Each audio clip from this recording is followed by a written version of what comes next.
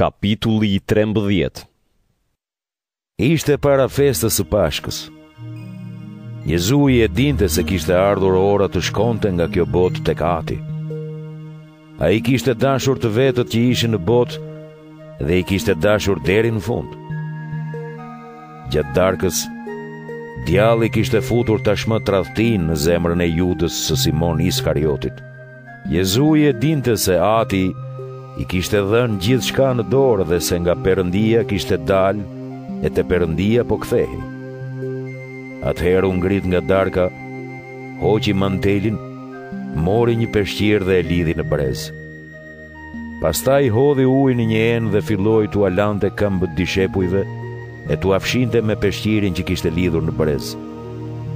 Kur mbriti te Simon Pietri, ky i tha: Zot, ti të më lash këmbët?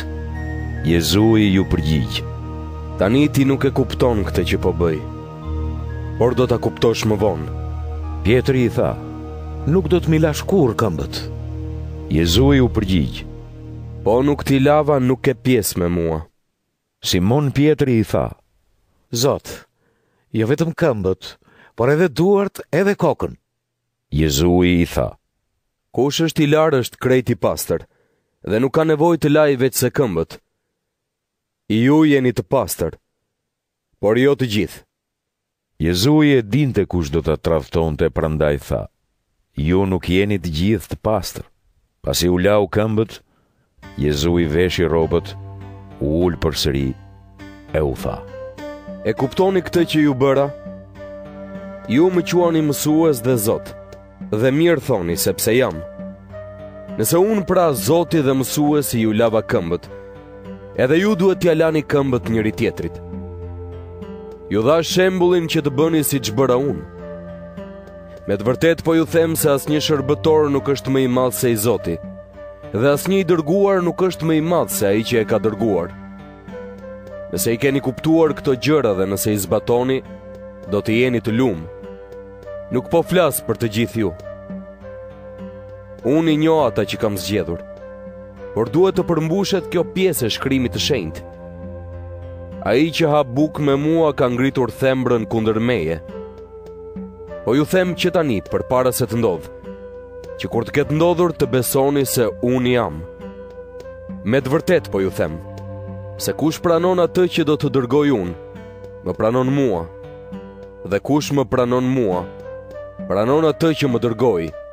Si tha këto, Jezui u trondit në shpirt dhe tha: Me të vërtet po ju them, se njëri prej jush do të më tradhtoj. Dishepujt filluan të shikonin njëri tjetrin sepse nuk e dinin për kë e kishte fjalën. Njëri prej dishepujve të tij, ai që Jezui e donte, ishte mbështetur te krahërori i Jezuit. Atëherë Simon Pietri i bëri shenjë ta pyeste Jezuin për kë e kishte fjalën. Ai u përkul mbi kraharorin e Jezuit dhe i tha: Zot, kush është? Jezui u përgjigj: Është ai të cili do t'i jap kafshatën që do të ngjyej. Pasi e ngjeu kafshatën, ja dha Judës së Simon Iskariotit. Si mori kafshatën, tek ai hyri Satani.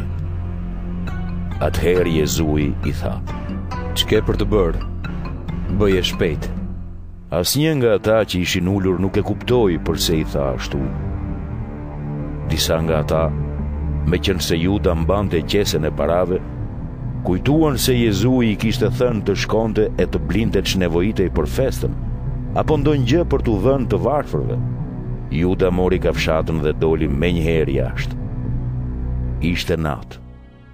Kur doli Juda, Jezui tha: Tani u përlëvdua biri i njeriut, dhe Perëndia u përlëvdua në të. Nëse Perëndia u përlëvdua në të, Perëndia do ta përlëvdojë në veten e tij, dhe do ta përlëvdojë menjëherë. Bijtë e mi, edhe pak kohë jam me ju. Do të më kërkoni, por tani po ju them atë që u thash judenjve.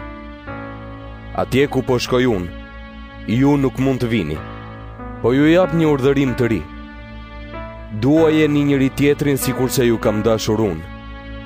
Të gjithë do t'ju njohin që jeni dishepujt e mi, nëse keni dashuri për njëri tjetrin. Simon Pietri i tha: Zot, ku po shkon? Jezui u përgjigj: Atje ku po shkoj unë tani ti nuk mund të më ndjekësh, por do të më ndjekësh më vonë. Pietri i tha: Zot, përse nuk mund të ndjek tani? Unë do t'jepja edhe jetën për ty. Jezui u përgjigj: Ti do t'i japësh jetën për mua?